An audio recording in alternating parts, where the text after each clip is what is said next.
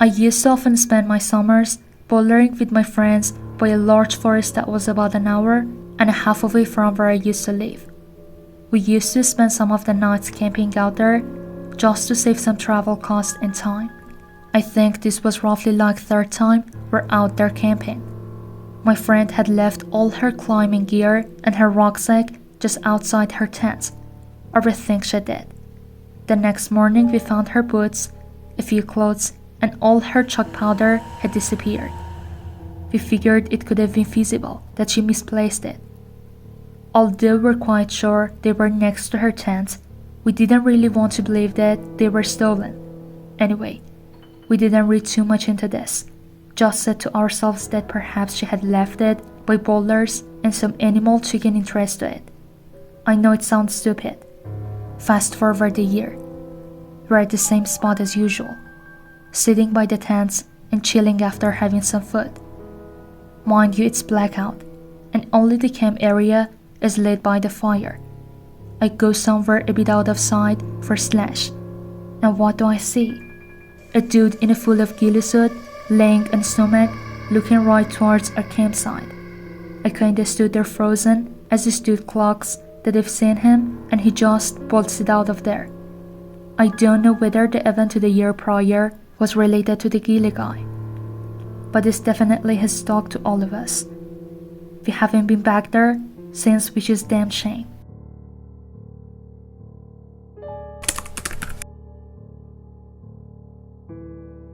My cousins live in North Dakota, and I spent the winter break there freshman year in college.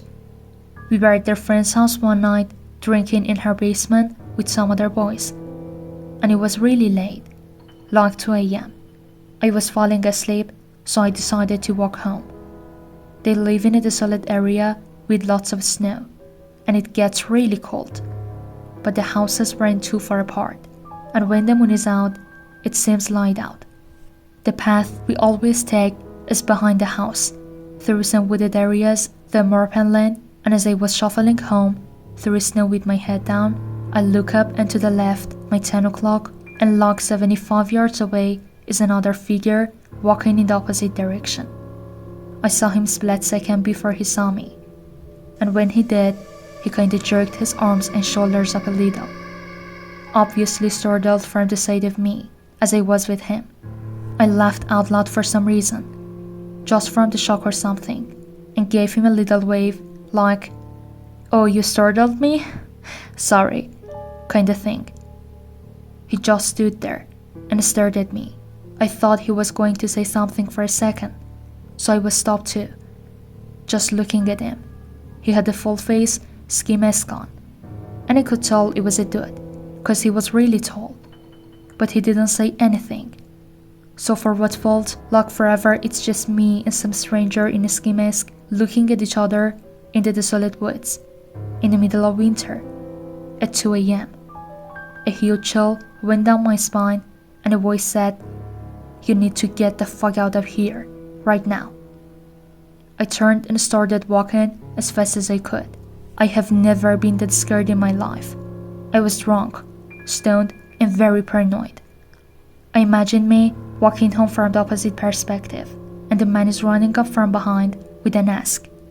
So I screamed and started sprinting as fast as I could all the way home, thinking that this guy could easily follow my tracks in the snow, and I'm gonna get murdered. Luckily I didn't, but I don't think I'll see them again anytime soon.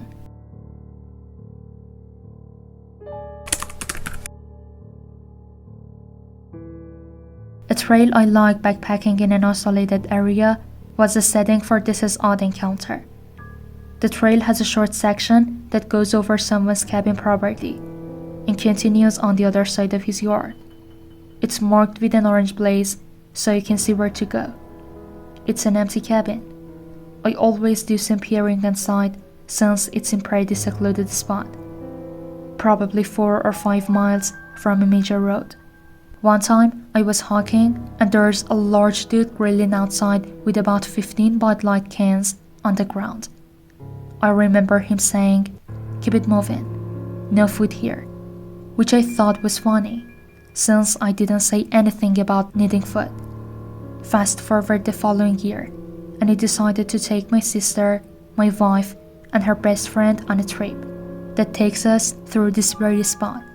As we are walking up on it, I see the dude is there again, which is odd, since I've hiked the trail 100 times, and this is only twice I've seen him. He's grilling again. Beer cans everywhere. I see him start to give the keep it moving signal until he says who I am with. Now, I'm nervous all of a sudden. He asks us to stay for dinner. I tell him no, we're good. Just trying to enjoy the trail away from the comforts of home. He gets pushy about this, and I firmly say no thanks, and we're just passing through. I hear the dude mumble to himself as we continue past his house. This is where things get weird. There's a prominent camping spot not far from the section of trail, and it's late in my head. I want to keep going. The consensus is everyone is pretty tired, so we set up camp. I'm nervous the whole time, thinking this dude knows there are women camping in tents near his cabin. I never get nervous around folk I see on the trail, because everyone is usually very nice and wonderful to talk. This guy felt love to me though. Fast forward to the middle of the night, and sure enough I hear someone on the trail outside the tent. But I hear the dude mumbling to himself and I panic. I hear him now in the camp. He's going through our shed and is pissed drunk. Okay, think. I realize I have a blowhorn on my pack I use on the trail to scare animals off should they encounter any. So I unzip the tent slowly and roll out. Dude is fumbling around because it's the middle of darkness in the middle of nowhere. Everyone starts screaming.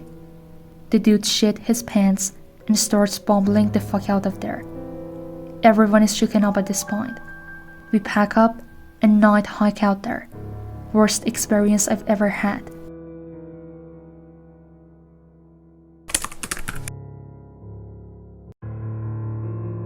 My buddies and I would hit up the desert at night and go for wheeling on the trails. This one night we had stopped for break and this guy rolls up on us. He asks us if he can join us, and we say sure. We continue riding and it was second to last, with him being the last one. I was familiar with the trails, so I kept looking back, checking in on him, not knowing how familiar he was or experienced rider he was. As we're approaching the hill that overlooks most of the area, I look back and he's gone. I flag my buddies down and we go back to look for him. Nothing. We go up the hill, listen for his bike or look for his light. It was pitch black and not a sound. From the hill, I'm sure you could see for a few miles, but there was no trace of him. We looked for him or his bike till about 2 a.m. and we couldn't find him. It still kinda bugs me that the guy vanished like that. I hope nothing happened to that man. A lot of the riding desert areas have become populated by now. I was scared out of my minds. None of us had talked to this guy. He just rolled up on us. We asked him if he wanted to ride with us, and he just nodded yes. We watched the news for weeks after, if there was a body found or something, and nothing. There was nothing. It was a drug runner, being that it was in a border town. I don't know who he was.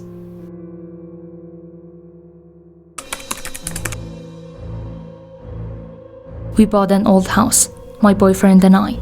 He's in charge of the new construction, converting the kitchen into the master bedroom, for instance, while I'm on wallpaper removal duty. The previous owner papered every wall and ceiling. Removing it is brutal, but oddly satisfying. The best feeling is getting a long peel, similar to your skin when you're peeling from a sunburn. I don't know about you, but I kinda make a game of peeling, on the hunt for the longest piece before it rips. Under a corner section of paper in every room is a person's name and a date. Curiosity got the best of me one night when I googled one of the names and discovered the person was a missing person. The missing date matching the date under the wallpaper. The next day I made a list of all the names and dates. Sure enough, each name was for a missing person with dates to match. We notified the police, who naturally sent out the crime scene team. I overheard one text say, "Yep, it's human." Human? What's human? Where is material you removed from all the walls? This isn't wallpaper you were removing.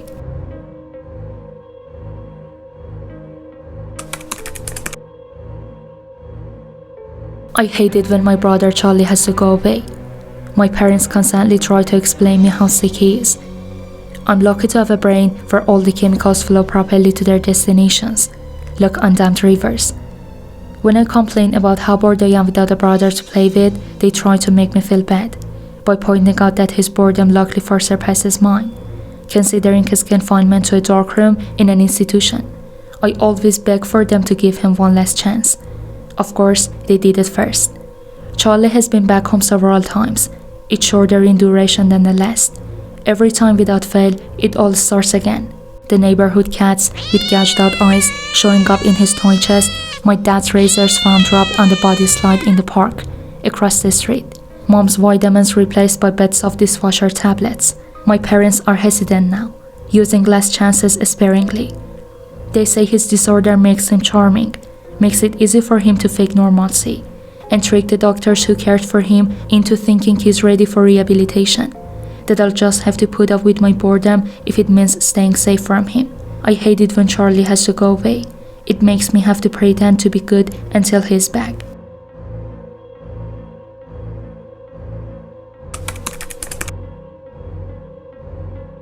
He awoke to the huge insect-like creatures looming over in his bed and screamed his lungs out. They left the room and he stayed up all night, shaking and wondering if it had been a dream. The next morning, there was a tap on the door. Gathering his courage, he opened it to see one of them gently place a plate filled with fried breakfast on the floor, then retreat to a safe distance. He accepted the gift. The creatures chittered excitedly. This happened every day for weeks. At first, he was worrying they were fattening him up, but after a greasy breakfast left him clutching his chest from heartburn, they were replaced with fresh fruit. As well as cooking, they poured hot steamy bath for him, even tucked him in when he went to bed. It was bizarre. One night, he awoke to gunshots and screaming. He raced downstairs to find a decapitated burglar being devoured by the insects, but disposed of the remains as best he could. He knew they had just been protecting him. One morning, the creatures wouldn't let him leave the room. He lay down, confused, but trusting as they ushered him back into bed. Hours later, a burning pain spread throughout his body. It felt like his stomach was filled with razor wire. The insects chittered as he spasmed and moaned. It was only when he felt a terrible squirming feeling beneath his skin that he realized the insects hadn't been protecting him. They had been protecting their young.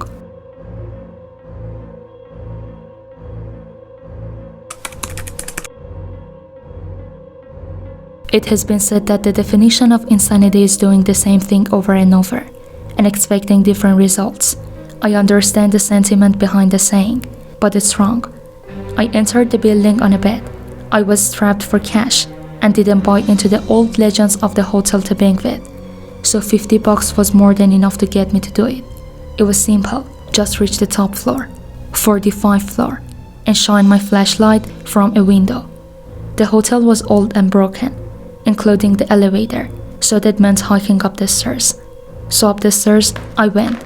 As I reached each platform, I noted the old brass plaques displaying the floor numbers. 15, 16, 17, 18. I felt a little tired as I crept higher. But so far, no ghosts, no cannibals, no demons.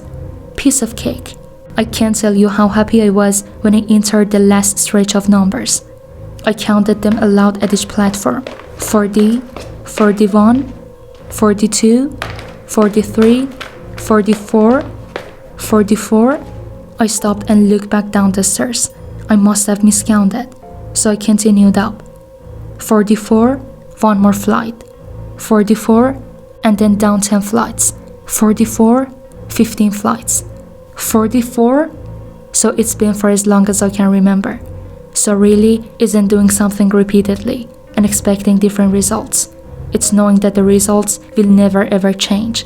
It's realizing you no longer fall asleep. It's not knowing whether you've been running for days or weeks or years. It's when the sobbing slowly turns into laughter.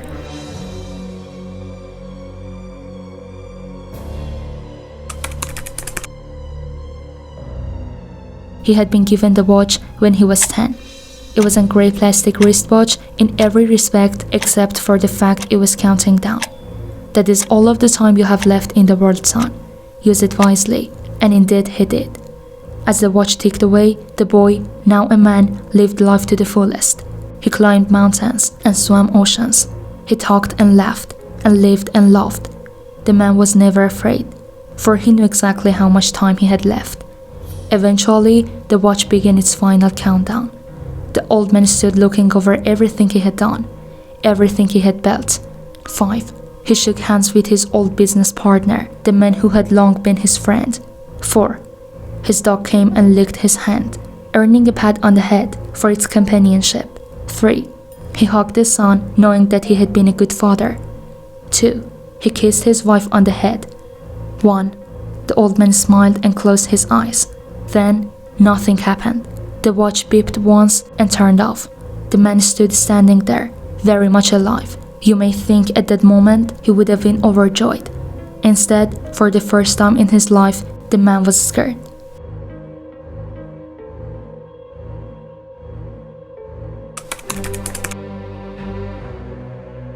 Everyone loves the first day of school, right?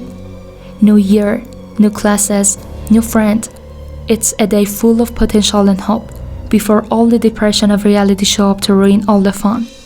I like the first day of school for a different reason though. You see, I have a sort of power.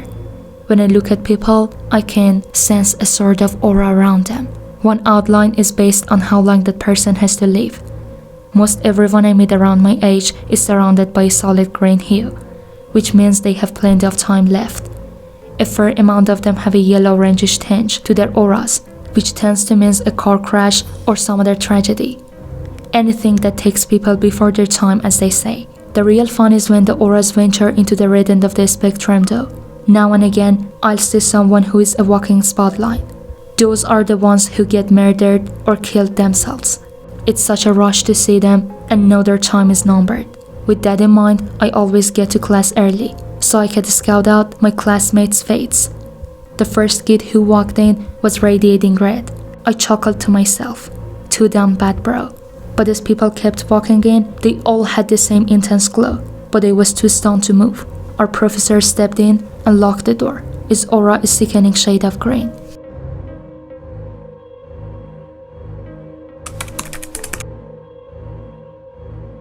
When my sister Betsy and I were kids, our family lived for a while in a charming old farmhouse.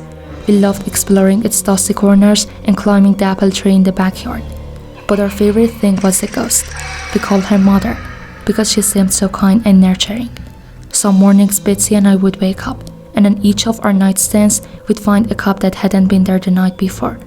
Mother had left them there, worried that we'd get thirsty during the night. She just wanted to take care of us. Among the house's original furnishings was an antique wooden chair, which we kept against the back wall of the living room.